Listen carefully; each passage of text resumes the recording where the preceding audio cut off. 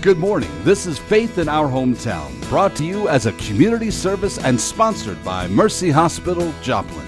And now, here is your host, Father Jay Friedel.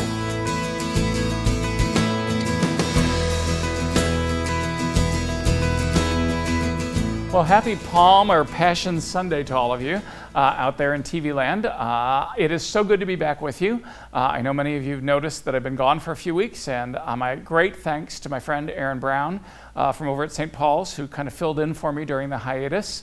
Aaron was scared to death the first week when I was talking to him on the telephone, and I just said, just go in and do it, and they'll like you. And he was right, I was right, and they have liked him. But I'm back today, so you can mourn or rejoice, whatever you want to do. But I do have Aaron with me today because I do want to talk a little bit about what I was going through in that period while I was gone, because I think it'd be a little disingenuous not to share that with some of you, even though I really don't like it, but I'm going to share it with you anyway, because I think that that's important. When you're a figure and you kind of been through that, you kind of got to share it with the people that you're working with. Otherwise, it looks like you're trying to hide stuff, and I really don't want to do all that. So we are going to be right back after this Mercy Minute, so don't go away, and we'll be right back with you, with Aaron Brown. In my knees, and it was just excruciating. I wish I would have done something sooner. I found myself not able to go up and down stairs, which is bad because we realized we were going to have to sell our house. We decided just to take the worst one first, and we did. I was back to work in 6 weeks. 6 months later, I had surgery on the second one, and I'm back to work in 5 weeks. And I was a little scared, a little apprehensive, even though I knew everything that was going to happen. But I was just impressed. Life is short, and I waited. I think I waited too long.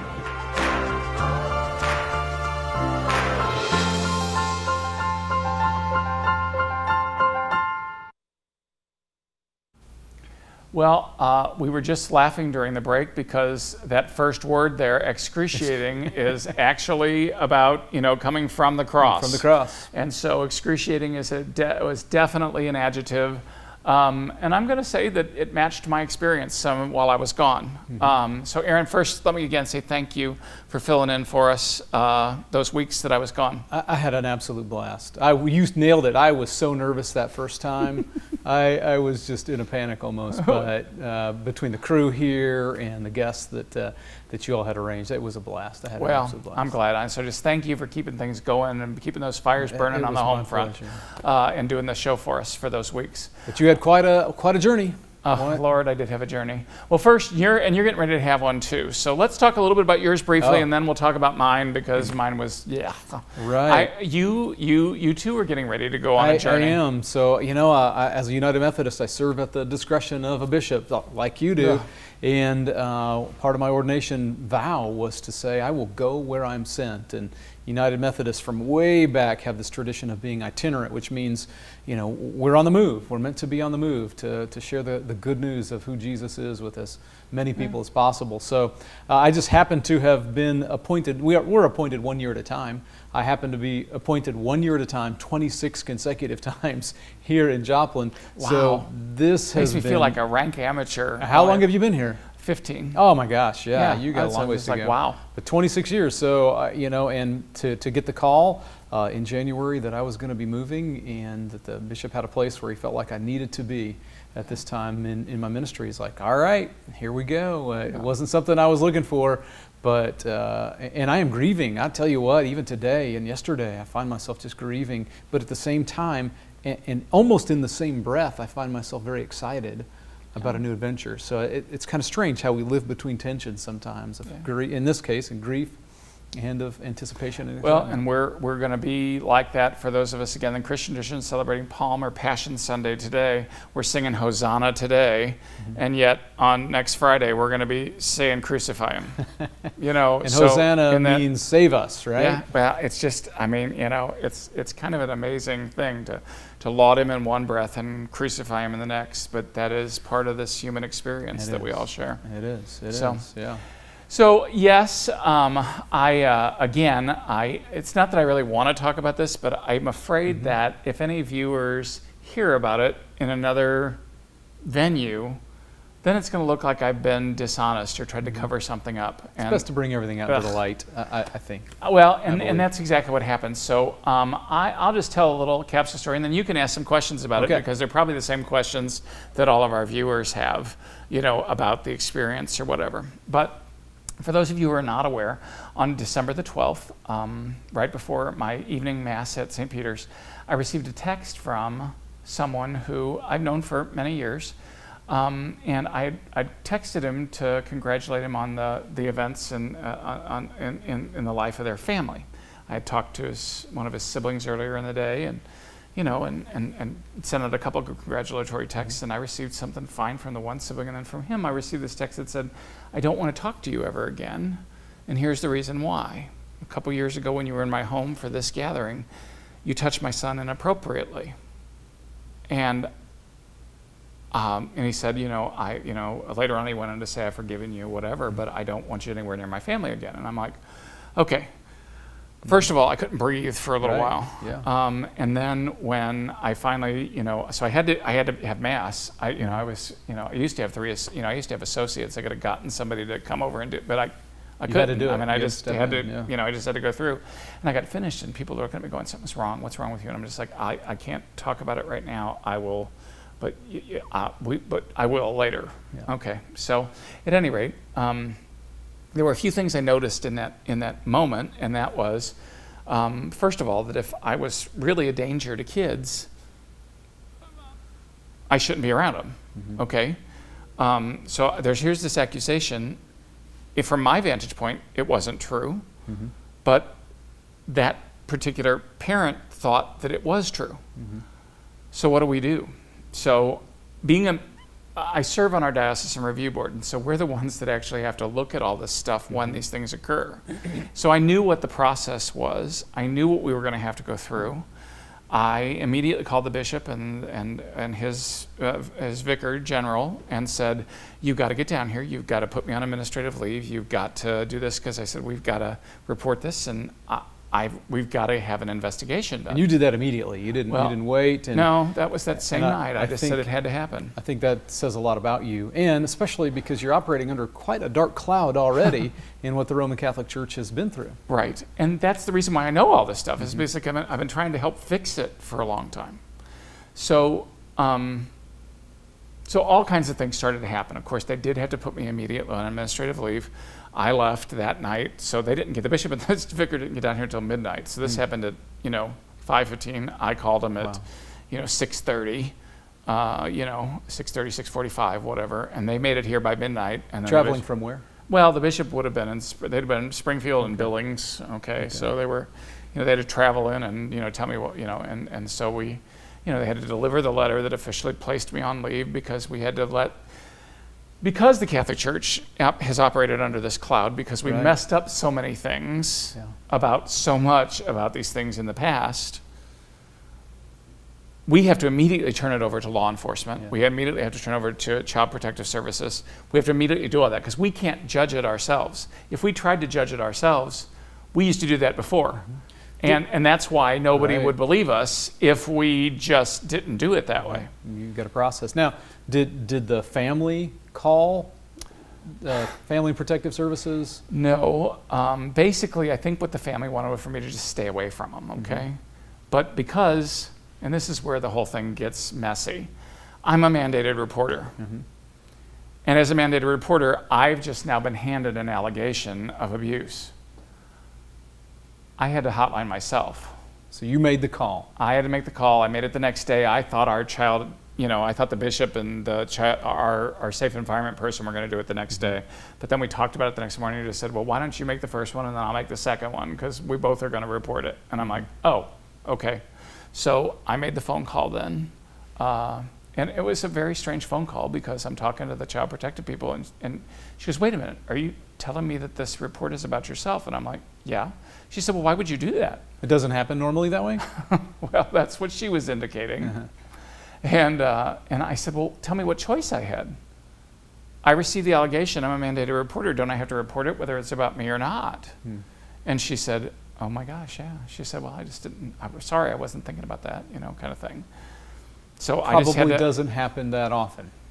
Well, probably not. Maybe it's not, I don't know whether it's ever happened. But I just knew that I had to do that because until they stepped in and did their investigation, I wasn't going to be free to go about life. There was always going to be this shadow of doubt over my life and over my ministry, over my work. Bring it out into the light again. Just get it out into the light. So we did that. And I mean, I was very much in shock the first, day or so. I don't know whether any of you remember, but December the 12th, it didn't snow here in Joplin, but it snowed at the lake. And that's where I kind of went. I went to a friend's lake house to just kind of regroup and to figure out whether the authorities were going to call me, whether anybody was going to interview with me, the police were going to want to interview me or not, because we immediately turned it over to both the child protective people and then we gave it to the prosecutor's office in the county in which it occurred and said, you guys have to make a ruling on this. We can't. So that first day was weird because I just sat there. I mean, I couldn't do anything. I watched it snow for about 6 hours by the time I woke up the next day. And then I watched the fire for about 6 hours. And that's really all I could do because I was still kind of in shock. And, from a spiritual standpoint, God just kept saying to me, trust me, trust the process. Trust me, trust the process. And if any of you know me at all, you know that is not easy for me to do. Because you're an impatient sort of guy? I am an impatient sort of guy. And I kind of figure that God's got me working for him because he needs me to do some of this stuff, okay? And so when I have to really depend upon him, I'm sorry, it's hard. And it just is. That's just my personality. These are important confessions. But so then the rest of the process started to unfold because typically this thing goes to our review board. Well, the review board was actually having a meeting that Tuesday. So this happens on Saturday night. They're meeting on Tuesday. But when they got together, they realized we can't do this either. We can't judge this case because you're on the review board. And we know you. We've known you for years. And so we've got to recuse ourselves. So the whole board finally said, we got to kick this to a different review board. So they kicked it up to St. Louis and said, when the police are finished looking at it, then St. Louis will have a say in terms of what was going to happen. Because again, the bishop has to stay out of it because none of us can be seen as, we all have to stay back from the whole thing because we can't be seen as, and that's why I couldn't be here. We couldn't be seen as prejudicing if there was going to be an investigation and people were going to be talking to my congregation and doing all that stuff.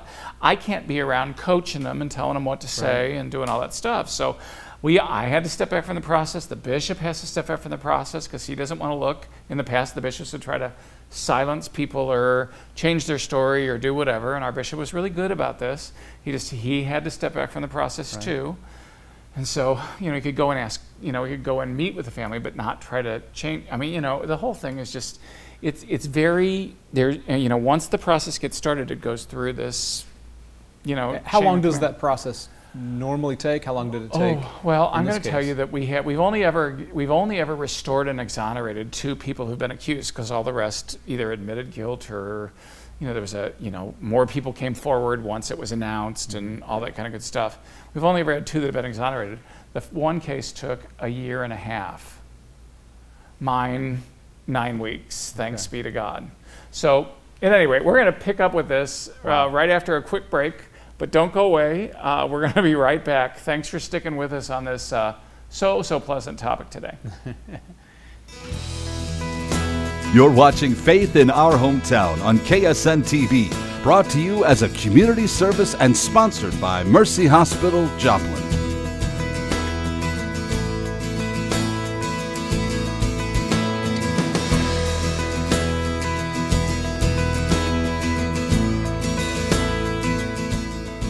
Well, again, thanks for being with us this morning for Faith in Our Hometown. My guest today, Aaron Brown from St. Paul's United Methodist. Aaron, I appreciate you being here because, it's just, I don't know. It feels better telling my story to a friend than just sitting here babbling. I get it. I understand.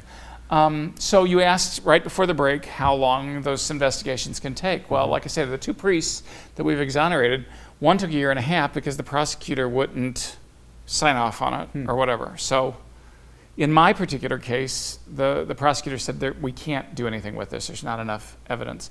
I will tell you the briefest way that I can. I really am sorry that I made a kid uncomfortable, okay? Because that really was what kind of got the thing rolling. Now, I know that my touch, from my vantage point, I know my touch was not nefarious, nor was it sexual, or certainly was not intended to be that way. But at any rate, what was happening was we were all in the living room together with this portion of the family. So the mom was here, and actually the mom was sitting here on a couch with me. I was sitting here, and the kid was sitting here, and the dad was standing right over there. So we were all in the room together at the same time. But at some point in time, again, I had my arm up on the couch and around the kid, and we were talking, you know. At some point in time, I must have reached over, and I don't remember doing it, but they said I did, and I can't remember one way or the other. So, but I must have reached over and touched his knee, you know. And when I did that, I squeezed it or something that made him uncomfortable. Okay, they were worried that I was moving it and doing something else, you know, or you know, but that was what was said in the thing that was the contact on the, you know, on the leg, and it made the kid uncomfortable. So what the kid did was the kid got up and moved. And I don't even remember that. I mean, I don't remember sensing that the kid but it happened. So really, if I'd have been confronted that day, what I would have said to the kid was, buddy, you did the exact right thing. I mean, I couldn't have any issue with the kid. If the kid was uncomfortable, the kid was uncomfortable. So I can't argue with that, nor can I be upset with the kid, because if the kid was uncomfortable, he moved. Everybody that gets messed with, if they're uncomfortable with something, he did exactly the right thing. He did exactly what we teach everybody in the training. If you're uncomfortable, move and then talk to somebody. So his dad saw him move and talked to him, and so he told his dad that he was uncomfortable, so he moved. And then the dad started to evidently get concerned. And so shortly after that, I did leave the gathering, and again, they're connecting the dots. He thought I left because I felt guilty or something, but that wasn't from where I was coming from. And that was basically what he reported in this thing. So the deal was that it was, you know, there was no sexual contact per se that could have been prosecuted, and so after 9 weeks, and after they'd left the case open long enough, I think they had to close it by then by policy. And they've interviewed people, they've talked to everybody involved, they've done everything they can to... There were no detectives assigned, the prosecutor wasn't going to do anything with it, but they did talk to protective services. And that day they closed my case 9 weeks later. And so at that point, the bishop reaches out to you and says, well, all right, this actually, is all, at that point in you're time, ready to go. Then it went to St. Louis. And according to their policy, if Child Protective Services and the police sign off on it and say, there's nothing there for us to do, they say then the priest is cleared to go back to work. Okay. Now, within that, I will say... And all throughout this, your congregation knows this has all been brought out to them. It's all out in the light. And it was published on the diocesan website, you know, that I was on administrative leave pending an investigation. In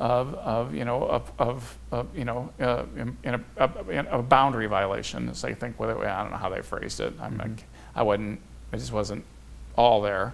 I'm still not sure that I'm all here, but you know, but that was the deal. Take a vote, but yeah. Don't take a vote. But again, I would, if I'd have been confronted on that day, I would have said, the kid did the right thing. I'd have said to the parents and to the kid, I'm sorry that I, made you uncomfortable, but my touch wasn't nefarious, nor was it sexual. And all I can do is go with that. And it's like I said to all the people at St. Peter's, I can't prove that. I can't convince anybody of that necessarily, but I hope that my behavior prior to all the rest of the time I've been here in Joplin has not caused anybody to be worried about anything. I mean, I really do pretty much follow the rules. Now, is there a thing in our code of conduct that says we shouldn't touch people's legs? Yes. But again, so yeah, I mean, in one way I broke a rule. And if I'd have been smarter, I mean, you can pretty well darn well bet that I won't be touching any other leg, probably the rest of my life. I mean, just because. Right. But I didn't. That wasn't what my brain set out to do then.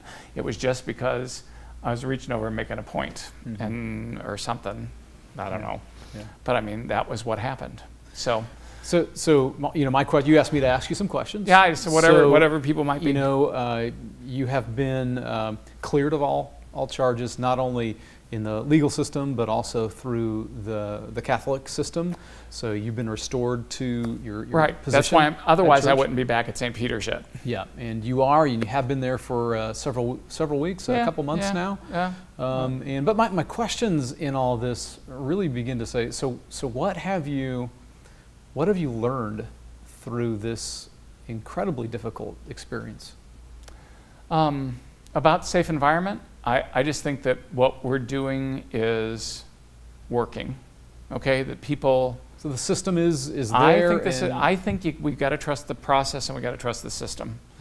That was hard for me to do, stepping back. And the system and the process is there because of other folks who have what's happened in the past. What's happened in the past, and so the trusting in the system is part of that. And, and the system being the system in the Catholic Church and in the legal system. Yeah, right. And again, we have to trust the legal system because we lost our right years ago to adjudicate ourselves. I mean, that back in 2012, that was what the deal that the bishops made with the people in the United States when it was like, okay, we just can't do this anymore. I mean, other than that learning about the system and that it works, what have you learned about yourself? Because this is a hard thing. I mean, we're kind of talking about it in a sort of lighthearted way, in a very informational way, but this is a very difficult thing for any professional in any profession to have an accusation. You know what I guess I'd say to myself? I just really didn't, honest to God, I really didn't think it could happen because I do follow the rules pretty well. I'm never alone in a room with kids. I mean, always make sure there are parents around, a couple adults. I make sure that I thought that all my touches were public, appropriate, non-sexual. PAN is the acronym we use. I thought that was the case and that it was pretty obvious. Well, it wasn't. It got confused. So within that context, I guess what I had to say is that it can happen to anybody. It can happen to anybody professionally. It can happen to anybody who's around other people's kids. It can happen to anybody who's a coach, another minister. It can happen to any of us. And I just really didn't think that it could if we were all following those same rules. Well, I did break one in that I shouldn't have had any contact with a leg. Okay? And I get that. And if I could take that back, if I could just haul that baby back 2 years, I would do it. And I still feel bad about it because I hate the fact that I made a kid uncomfortable. Right. I mean, I really do. I hate that.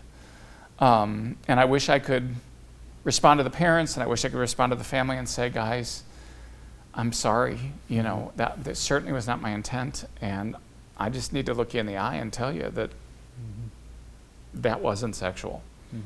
But I may never get that chance. Right. So I'm a fixer, Aaron. I like to get in there and I like to fix things. And you know that about me. I mean, everybody in Joplin knows that about me. I like to fix stuff. And I may not get the chance to fix this one. Yeah. And so I've also learned that. I'm going to certainly respect the wishes of the family to stay clear. I haven't made a phone call. I haven't tried to apologize. I mean, I'm taking them at their word. I'm going to do that. I'm glad this wound up the way that it did. But that's what heaven's for, I guess. I mean, I can't fix everything in this world. No, you can't. And so I have to leave it up to a higher court. My follow-up question is, how have you grown because of this, the accusation and all the questions, and people have to look at you differently, and how have you grown?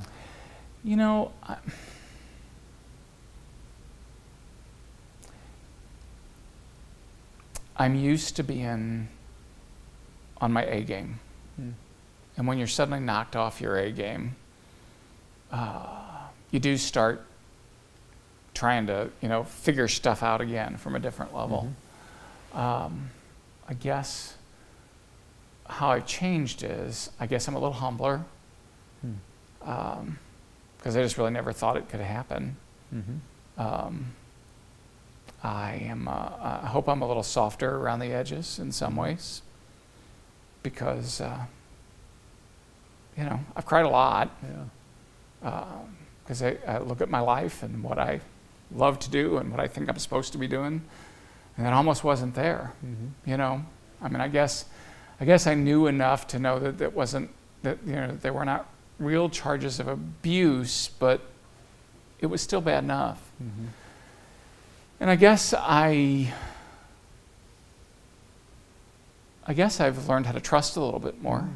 And here's the reason why. For somebody that likes to be in control, for somebody that likes to work it out themselves, to try, that's a huge revelation. But I am telling you that you know, I'm grateful to my parishioners here in Joplin and to the other Catholics here in Joplin, and I hope that for all people that know me, I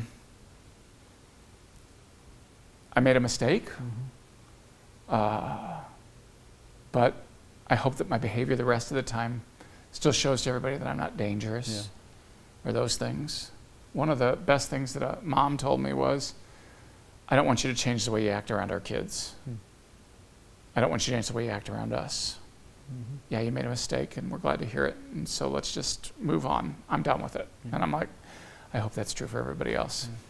It won't be, but you can hope. Yeah. We're going to be right back after this Mercy Minute.